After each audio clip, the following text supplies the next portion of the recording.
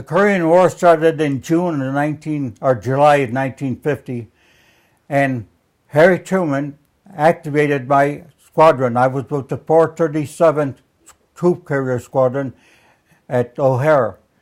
We were activated, and we were sent to Shaw Army Air Base. And from there, we went overseas to Japan. So they sent me to Korea to an early warning system squadron, 608. The Korean air bases were numbered K1, K2, and so forth.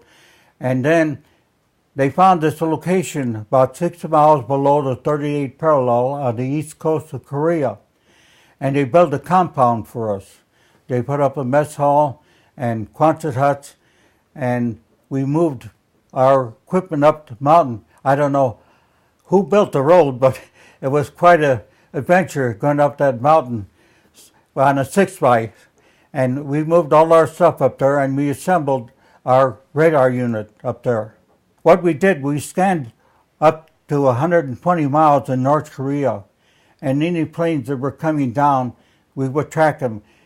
We had radio communication with the Marines down below, and we would tell them that there's aircraft approaching, so they would send up to see what they were. But the North Koreans didn't have much of an air force, so there wasn't too much activity there. But we watched them, monitored all 24 hours a day.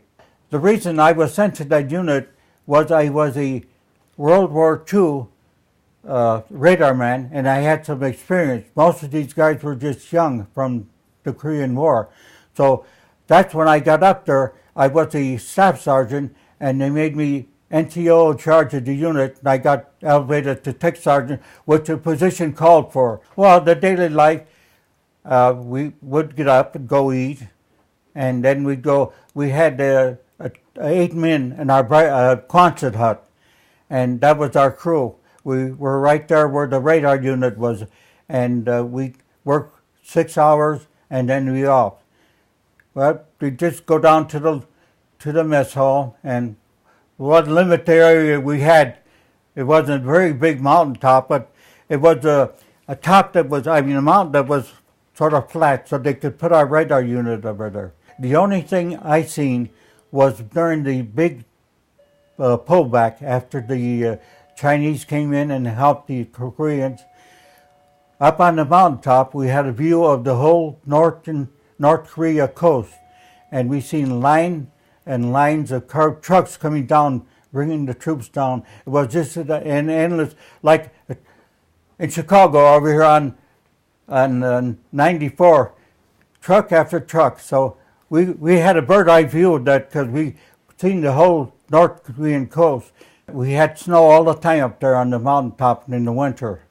The temperature, wind chill was 20 to 30 below zero at times.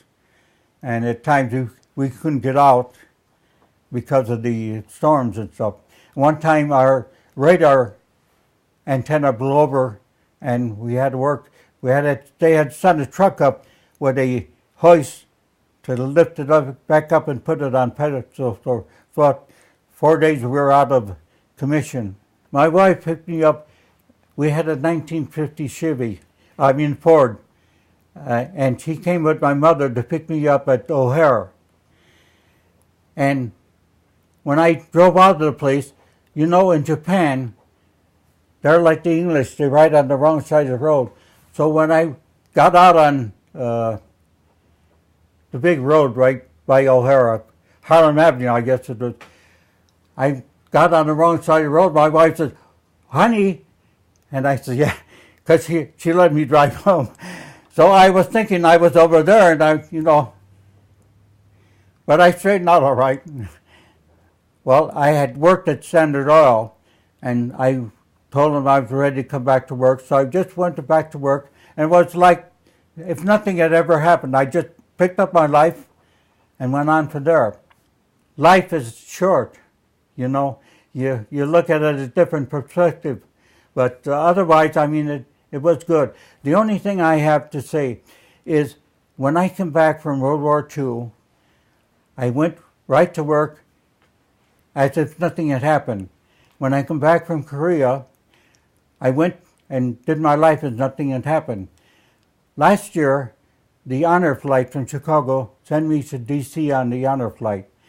And when we come back to Chicago, there was 1,500 people at the airport thanking me, and I got tears in my eyes because I had never been welcome at home from the 2 wars that I was. So that gave me some closure.